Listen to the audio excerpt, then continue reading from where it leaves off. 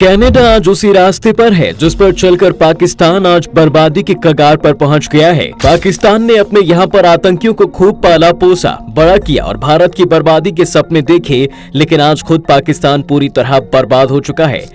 Could face an economic collapse. Pakistan's economic crisis is deepening. Pakistan is in a state of mess. भयानक आर्थिक संकट में फंसे पाकिस्तान में 70 लाख से ज्यादा लोगों की नौकरियां एक झटके में चली गई। पाकिस्तान छोड़िए, कनाडा के इतिहास के पन्नों से ही अगर ट्रूडो ने सबक लिया हो तो शायद उन्हें अपने पिता की वो गलती याद रहती जिसके चलते खालिस्तानी आतंकवादियों ने 267 कनाडाई नागरिकों की ही जान ले ली थी। आखिर 41 साल पहले ट्रूडो के पिता ने क्या गलती की जिसके चलते कनाडा का खालिस्तानी प्रेम इसके ऊपर ही भारी पड़ गया। चलिए इतिहास के पन्नों को पलटकर आपको इसकी पूरी कहानी बताते हैं। 23 जून 1985 की तारीख थी। रात 12:15 पर एयर इंडिया की फ्लाइट 182 कनिष्क टोरंटो से उड़ान भरती है और मॉन्ट्रियल के लिए रवाना होती है। इसके बाद यहां से ये विमान लंदन के हीथ्रो हवाई अड्डे के लिए उड़ान भरता है। फ्लाइट अटलांटिक ओशन से 31,000 फीट की ऊंचाई पर उड़ रही थी, जहां से लंदन का हीथ्रो हवाई अड्डे के करीब 45 मिनट की दूरी पर था। तभी सुबह 8:16 पर अचानक ये रडार से गायब हो जाती है। इस फ्लाइट में 307 यात्री और 22 क्रू मेंबर सवार थे। उसी रूट पर उड़ रही 2 फ्लाइट से कंट्रोल रूम आनन फानन में कांटेक्ट करती हैं। दोनों ही फ्लाइट के पायलट से कनिष्क के बारे में पूछा जाता है, लेकिन उन्हें भी इस बारे में कोई जानकारी ना थी। कुछ ही देर बाद ब्रिटेन की फ्लाइट का पायलट कंट्रोल रूम को एक मैसेज भेजता है। इस मैसेज के मिलते ही वहां अफरा तफरी मच जाती है। दरअसल पायलट बताता है कि उसे कनिष्क फ्लाइट 182 का मलबा अटलांटिक महासागर में दिखा है। जांच हुई जिसमें पता चला कि ये कोई एक्सीडेंट तो नहीं था, बल्कि खालिस्तानी आतंकवादियों की एक सोची समझी करतूत थी, जिसके चलते फ्लाइट में एक जबरदस्त धमाका हुआ। पूरी फ्लाइट आग के गोले में तब्दील हो गई और इसमें सवार कोई भी यात्री जिंदा नहीं बच पाया। मरने वालों में 268 कनाडाई नागरिक थे।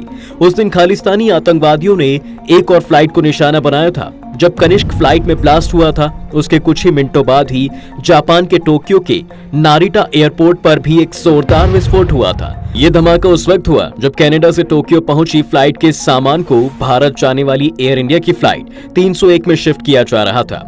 दरअसल खालिस्तानी आतंकी का प्लान टोक्यो से मुंबई जाने वाली एयर इंडिया की दूसरी फ्लाइट को भी उड़ाने का था।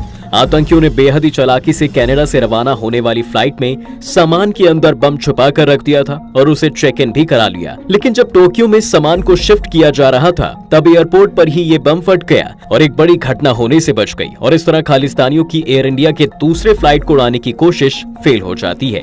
लेकिन इस ब्लास्ट में भी एयरपोर्ट पर सामान उठा रहे 2 कर्मचारियों की मौत हो जाती है।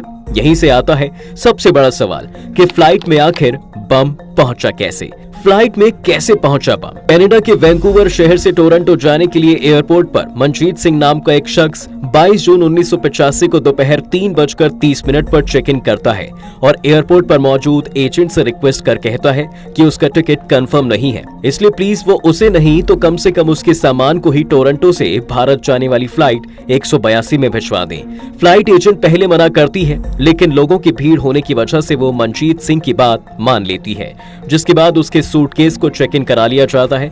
किसी ने उसके सूटकेस की जांच पड़ताल करने की कोशिश नहीं की और वह आसानी से अपने मकसद में कामयाब हो जाता है। इस तरह उसका सामान वैंकूवर से टोरंटो जाने वाली फ्लाइट में रख दिया जाता है। लगभग 3 घंटे बाद फ्लाइट टोरंटो के लिए रवाना होती है। वो शख्स भले ही फ्लाइट में नहीं था, लेकिन उसका सूटकेस वहां मौजूद जरूर होता है। ये फ्लाइट रात 8:22 पर टोरंटो पहुंचती है। इसके बाद टोरंटो से भारत आने वाली एयर इंडिया की फ्लाइट 182 यानी कनिष्क विमान में यात्रियों और सामान को शिफ्ट कर दिया जाता है। इस विमान में शिफ्ट किए गए सामानों में से एक सूटकेस मनजीत सिंह का भी था। वैंकूवर के बाद टोरंटो एयरपोर्ट पर भी भारी लापरवाही हुई। वहां भी मनजीत सिंह नामक शख्स के सामान की जांच नहीं की गई। इससे सीधे भारत जाने वाली फ्लाइट कनिष्क में रख दिया जाता है।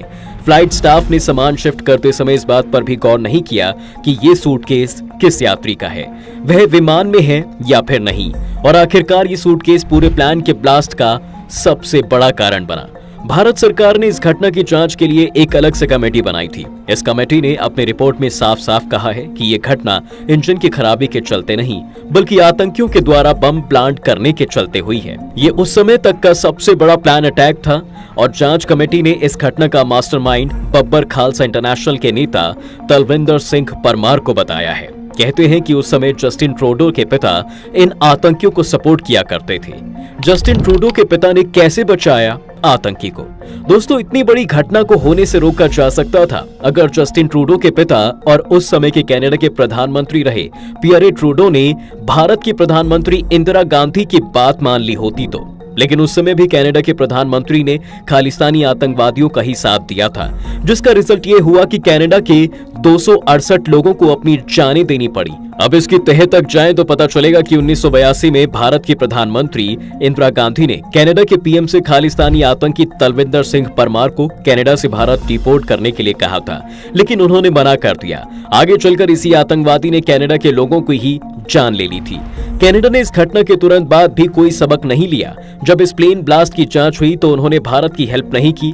इस घटना के मास्टरमाइंड बब्बर खालसा इंटरनेशनल संगठन के हेड तलविंदर सिंह परमार के घर पर रॉयल कैनेडियन माउंटेड पुलिस यानी कि RCMP और इंटेलिजेंस सर्विस ने एयर इंडिया बॉम्बिंग केस में रेड की और उसकी गिरफ्तारी हुई। इसके अलावा फरवरी 1988 को दूसरे आरोपी इंद्रजीत सिंह रेयात को भी इंग्लैंड से गिरफ्तार किया जाता है, जिस पर टोक्यो एयरपोर्ट पर हुए ब्लास्ट में फटे बम को बनाने का आरोप है। जांच में पाया गया कि बम रेडियो के अंदर रखा गया था। अब तक इस घटना में उन दोनों के साथ होने के कई तरह की बातें सामने आती रही हैं। इसके बावजूद सबूतों की कमी बताकर दोनों को छोड़ दिया गया। सिर्फ रियाद पर $2000 का जुर्माना लगाया जाता है, लेकिन वो भी किसी दूसरे मामले में। इसके बाद वो आसानी से जाकर इंग्लैंड में बस जाता है।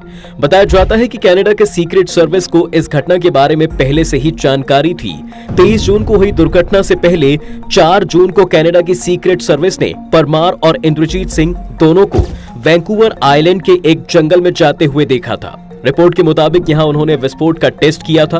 कनाडा की सीक्रेट सर्विस पहले से ही दोनों पर नजर रखी थी, लेकिन दोनों पर किसी भी तरह के एक्शन लेने से कनाडा की सरकार ने मना कर दिया था। इस अटैक के होने से पहले ही कनाडा के कई गुरुद्वारों में खालिस्तान जिंदाबाद के नारे लगाए जा रहे थे। खुलेआम बब्बर खालसा संगठन एयर इंडिया में ट्रैवल नहीं करने की चेतावनी जारी कर रहा था। इसके बावजूद कनाडा की सीक्रेट एजेंसी इन बातों को इग्नोर कर रही थी और कनाडा की पुलिस इसे चुपचाप होकर देख रही थी। फिर आगे चलकर कनाडा की एविएशन सेफ्टी बोर्ड ने भी माना कि एयर इंडिया 182 में साजिश के तहत विस्फोट किया गया था। इस घटना के लगभग 22 साल बाद 2006 में कनाडा की सरकार एयर इंडिया बॉम्बिंग में एक पब्लिक इंक्वायरी की गठन करती है। इस इंक्वायरी टीम ने 2010 में एक 3200 पन्नों की रिपोर्ट जारी कर दी थी, जिसमें कनाडा की सरकार और सिक्योरिटी एजेंसी को इसके लिए जिम्मेदार बताया गया। इस रिपोर्ट में कहा गया कि सरकार ने प्लेन अटैक में मारे गए लोगों के साथ दुश्मनों की तरह बिहेव किया है। इंक्वायरी के बाद 2010 में कनाडा की सरकार इस घटना में मरे लोगों के परिवार से माफी मांगती है। क्या कनाडा बन रहा है पाकिस्तान? बताया जाता है कि इस घटना के बाद कनाडा की सरकार ने अपने लोगों से माफी तो मांग ली, लेकिन अभी तक सबक नहीं लिया। कनाडा आज भी उसी रास्ते पर है जिस पर चलकर पाकिस्तान बर्बादी कगार पर पहुंच गया था। पाकिस्तान ने अपने यहाँ आतंकियों को खूब पाला पोसा बड़ा किया और भारत की बर्बादी के सपने देखे, लेकिन आज खुद पाकिस्तान पूरी तरह बर्बाद हो चुका है। कनाडा लंबे समय से खालिस्तानी आतंकवादियों का अड्डा रहा है। 20वीं सेंचुरी में सिखों ने कनाडा का रुख किया और धीरे धीरे उधर शिफ्ट होने लगे। 1970 तक सिखों की बड़ी आबादी कनाडा में बस गई। जैसे जैसे सिखों की संख्या बढ़ने लगी, खालिस्तान आंदोलन के बीज भी यहाँ पर पनपने लगे। इस दौरान भारत में खालिस्तान आंदोलन चल रहा था। जिन लोगों पर सरकार ने बैन लगाए वो कनाडा चले गए और वहीं से खालिस्तान की मांग को हवा देने लगे। तो इस तरह कनाडा में खालिस्तानियों की एंट्री हुई, लेकिन कनाडा ने इस पर एक्शन लेने की बजाय हमेशा आग में घी डालने का ही काम किया है। 1980 से 1990 के दौरान खालिस्तान आंदोलन भारत में पीक पर था। एक तरफ भारत में धीरे धीरे खालिस्तान आंदोलन खत्म होने लगा, लेकिन दूसरी तरफ कनाडा खालिस्तानियों का गढ़ बनने लगा था। साल 2015 में जब जस्टिन ट्रूडो वहां की सरकार में आए, तब से खालिस्तान की मांग फिर से तेज होने लगी, क्योंकि वहां की सरकार लगातार इसे रिपोर्ट कर रही है। अगर कनाडा इसी तरह खालिस्तानियों का सपोर्ट करती रही तो एक दिन पाकिस्तान की तरह ही बर्बादी के कगार पर पहुंच जाएगी। तो दोस्तों, आप क्या सोचते हैं? कनाडा और भारत के इस मामले पर अपनी राय हमें कमेंट बॉक्स में जरूर रखें। वीडियो को लाइक कीजिए और हमारे चैनल को सब्सक्राइब कीजिए।